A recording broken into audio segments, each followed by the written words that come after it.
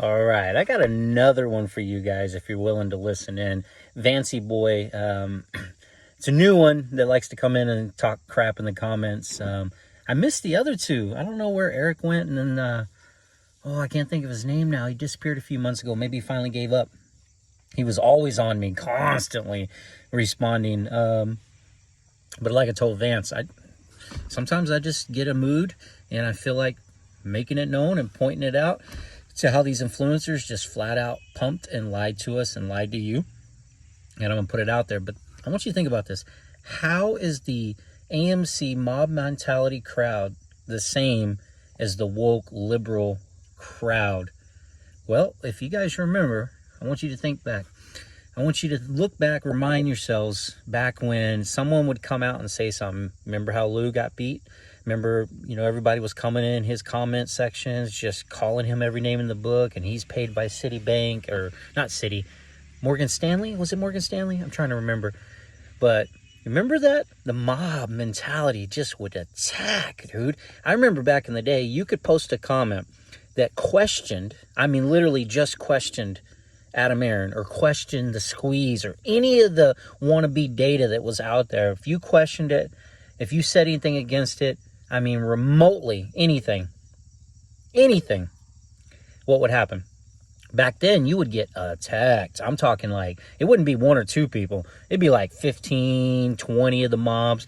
And then, God forbid that any of the main influencers on Twitter, the ones that never showed their faces, you don't know who they really were, God forbid that they retweeted you, quote tweeted what you said, or went in and left comments, and then everybody else would pile in because it went to their feed, right? That whole mob mentality, I remember it, man. You know why I remember it so well? Because I would say stuff. I would question things. I was the one that would tell people to think. As time went on, I wasn't a sheep like most of those folks, right? But they acted just like the woke liberals. They get so upset and get so frustrated. They would. The attacks, the threats, the things that they'd have to say about you, and you couldn't back then. In 2021 and 2022, you couldn't express yourself. You couldn't ask questions. That mob mentality would beat you up. And what spurred this for me was just watching about Brittany Mahomes liking Trump, right? So let's face it. If you go out and you say something used to be on Twitter, used to be really bad, but if you go out, even on Facebook, I just got in a conversation with a Trump hater. When I say conversation, he got offended, mad, angry, called me an asshole, all the other, and I never said that about him. I just pointed out the obvious. But see, that's the thing. If you point out things, they don't want to hear it. They're going to get pissed. They're going to get angry. They're going to get mad, right? They're going to go off on you. And then it invites their other people. It used to be crazy how they'd bring in 4, 5, 6, 7, all these people they'd bring in, and they would just come. And they wanted to shut everything down. So it was this mob mentality. Go in and say something about it. Shut it down. Don't let the people believe in it, especially when people started coming out about Adam Aaron.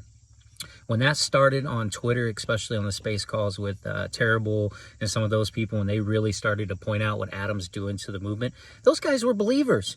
They believed in the squeeze. They believed in the opportunity, okay? But even I was against them for it, because if you went against and you said anything bad or you questioned Adam Aaron, they would mob attack you like crazy. And it was funny, if you went and said something in Adam's tweet about him or questioned him, you would be attacked within the tweet. And I didn't care.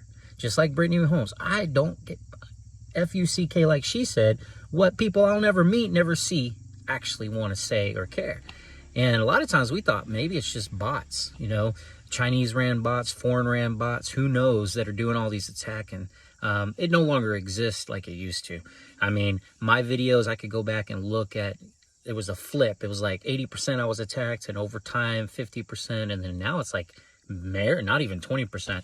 But I see it. If you go look at any of the other YouTubers, you know who I'm talking about, the ones that I'm connected to, they still have their attackers, right? But nothing like it used to be. And we see that in politics. That's humans, man. That's the woke crowd. So my question is how many of the woke liberal crowd was actually the AMC shareholders that ran their mouth the most on Twitter and social media, that attacked you, and some of them that are still attacking? Maybe it's the same ones, man. Same woke liberals that were running their mouths on social media, just like about AMC, just like they do. So if you say something, you used to be prepared you'd be attacked. You say something about Trump, you get attacked. It's crazy. That woke mentality, that cancel culture mentality just sucks.